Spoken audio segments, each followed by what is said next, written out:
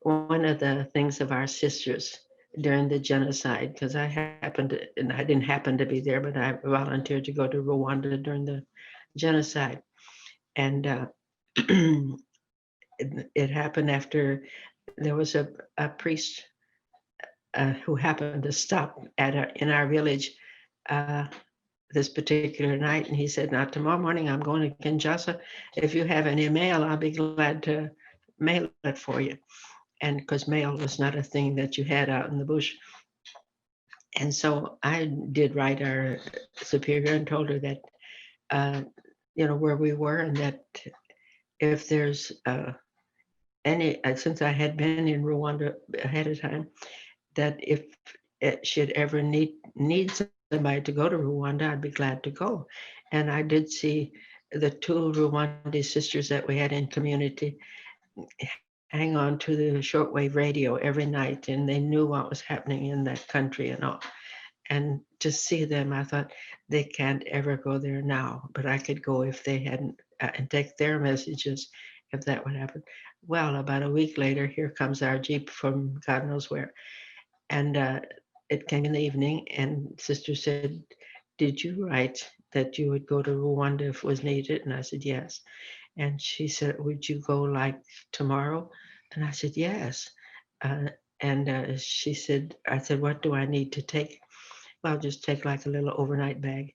"Okay, good." So the next morning we left, and we did get to Kinshasa in due time. And then we were there a couple of days before formality of papers. And then we went and flew into Rwanda. Well, into Rwanda, that was a different story. But uh, again, you meet people that can be so kind, and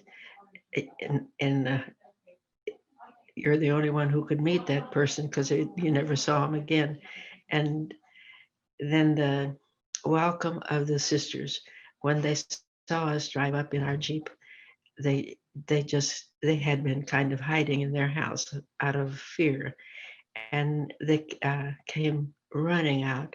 You came," and of course I was crying more than they were, but it was a moment that I thank God for, because I could be there with what I saw. Um, we we stayed there, but it was not safe to stay, and so we were about 20 sisters there. And then on a Sunday morning, here comes the helicopters, and you don't know where they're coming from or anything.